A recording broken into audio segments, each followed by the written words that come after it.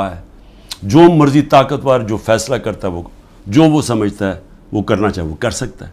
तो मेरा सवाल ये है कि जो भी ताकत में बैठे हुए हैं, जो ये सब कुछ करवा रहे हैं, मैं आपसे एक सवाल पूछता हूँ कि कभी आपने सोचा है कि इतना ज़्यादा किसी के एक पार्टी के ऊपर आप जोर लगाएं और जुल्म करें और वो फिर पार्टी ना टूटे? पंजाब के अंदर कितने टिकट होल्डर्स तोड़ लिए अभी तक? 297 हैं टिकट होल्डर्स, उनमें से 40-50 तोड़े हैं, बाकी क्यों नहीं टूट रहा है? सब घरों में से निकले हुए हैं, उन्होंने अपनी फैमिलीज को घरों से निकाल दिया है, सब छुपे हुए हैं, बिजनेसेस उनकी बंद है, वो टूट क्यों नहीं रहे? सवाल पूछा अपने आप से कि इतना ही जोर लगाया, अभी पख्तूनख्वा के अंदर पूरी कोशिश हो रही है, क्यों नहीं टूट रहा है? वो इसलिए नहीं टूट रहा है।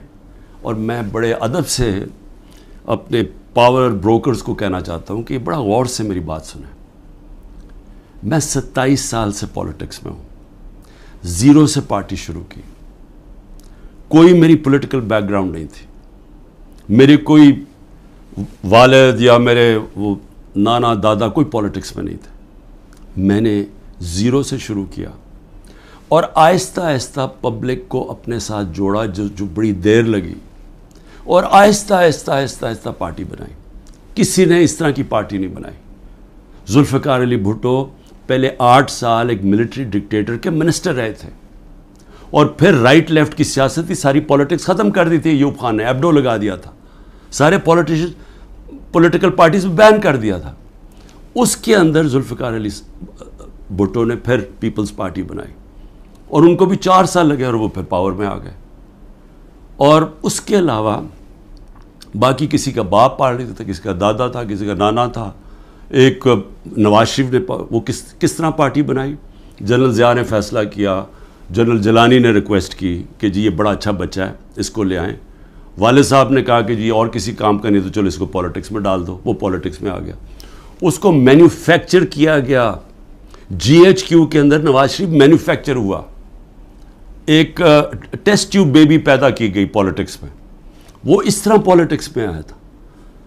तो तजर्बा, मैं सिर्फ ये कह रहा हूँ कि जिस आदमी ने ज़ीरो से पार्टी शुरू करके 2 पार्टी सिस्टम ब्रेक करके आज अल्लाह का करम है सबसे बड़ी पार्टी है पाकिस्तान में, तो कम अज़ कम मेरे व्यूज़ ही सुन लें, क्योंकि ये जो भी आप हरबे इस्तेमाल कर रहे हैं ये आप कामयाब नहीं होने लगे।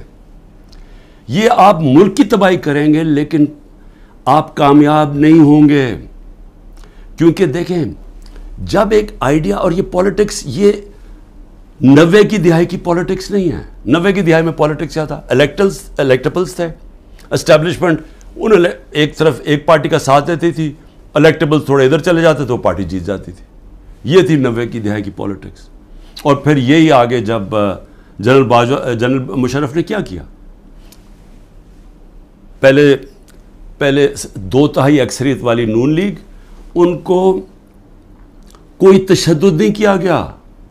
उनको किसी सूबेदार का भी टेलीफोन आता था ना तो वो सीधा काफ लीग पे चले जाते थे, कोई मुश्किल नहीं थी, कोई बिजनेसेस नहीं बंद हुई, कोई जेलों में नहीं डाला, सारी की सारी नून लीग काफ लीग पे चली गई।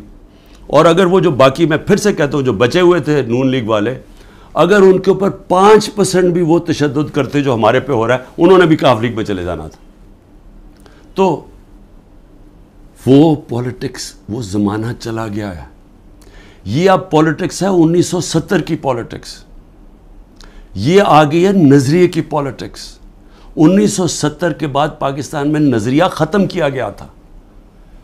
जनरल ज़िया-उल हक ने नॉन पार्टी बेस इलेक्शन करवा के नज़रिया ख़त्म कर दिया था। वो जो 1970 के अंदर जो नज़रियाती पॉलिटिक्स थी, उसने सारे पुराने पॉलिटिकल हाउसेस को उड़ा दिया। वेस्ट पाकिस्तान में जुल्फ़िकार अली भुट्टो ने और ईस्ट पाकिस्तान में मुजीबुर रहमान ने सिर्फ नज़रिया जीता था। ये आ गई है नज़रियाती पॉलिटिक्स। ये जो लोग, ये जो हमारे लोग हैं, वो इतनी मुश्किलात के बगैर क्यों नहीं छोड़ रहे हैं? कि उनको पता है कि जब वो छोड़ेंगे उनकी पॉलिटिक्स ख़त्म हो जाएगी। उनको पता है कि वोटर जो नीचे बैठा हुआ है, वो वोटर कह रहा है कि अगर आपने तहरीक इंसाफ के टिकट के ऊपर ना लड़े, हम आपको वोट नहीं देंगे। वो लोग कह रहे हैं जिनके अपने वोट बैंक्स हैं, उनका अपना वोट बैंक कह रहा है कि आपको सिर्फ हम तब जताएंगे जब आप तहरीक इंसाफ पे खड़े होंगे। تو قوم کے دل تو اللہ کے ہاتھ میں ہے. اللہ جب لوگوں کے دل بدل دیتا ہے تو انگریزی میں پھر فریز آ جاتا ہے کہ an idea whose time has come. No number of armies can destroy an idea whose time has come. جتنی مرضی فوجیں ہوں، وہ جب ایک نظریے کا وقت جو اللہ ڈالتا ہے دلوں میں، جب وہ آ جاتا ہے آپ کچھ نہیں کر سکتے. آپ جو بھی کریں گے وہ بیک فائر کرے گا. 14 مہینے سے کوشش کیا جا رہا ہے کہ نظریہ کو ختم کرنے کا، اور 14 مہینے سے کوئی سروے کروا لیں، آپ کو بار بار ایک ہی رزلٹ آئے گا کہ لوگ اور زیادہ تحریک انصاف کے ساتھ آ گئے. اس لیے میری ریکویسٹ یہ ہے کہ یہ پولیٹیکل انجینئر سے ملک کو تباہ کر رہے ہیں.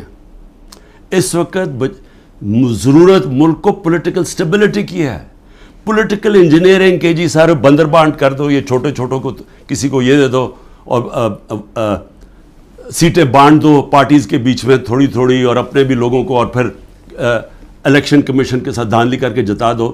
یہ ملک کو ڈی سٹیبلائز کرے گا، یہ سٹیبلٹی نہیں لے کے آئے گا.